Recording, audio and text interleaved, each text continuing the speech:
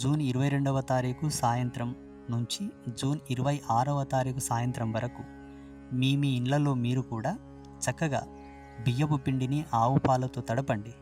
అందులో కాస్త కుంకుమ వేసి ఎర్రటి ప్రమిద చేయండి. కుంకుమతో పాటు కస్తూరి, గోరోజనం, కుంకుమ పువ్వు కాస్తంత చిటికెడు వేసి ఆ మిశ్రమంతో యోని ఆకారంలో ఒక దీపం చేయండి. ఆ దీపంను మట్టి మూకుళ్ళలో పెట్టండి.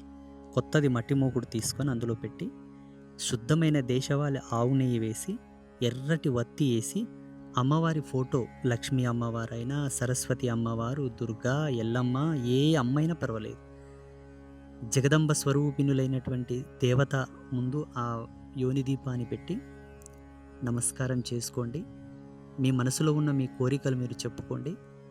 కుంకుమ భరణి తెరిచి పెట్టండి. వెండిదైనా పర్వాలేదు, మట్టి మూకుడైనా పర్వాలేదు, కంచుది బ్రాస్దైనా పర్వాలేదు, సిల్వర్దైనా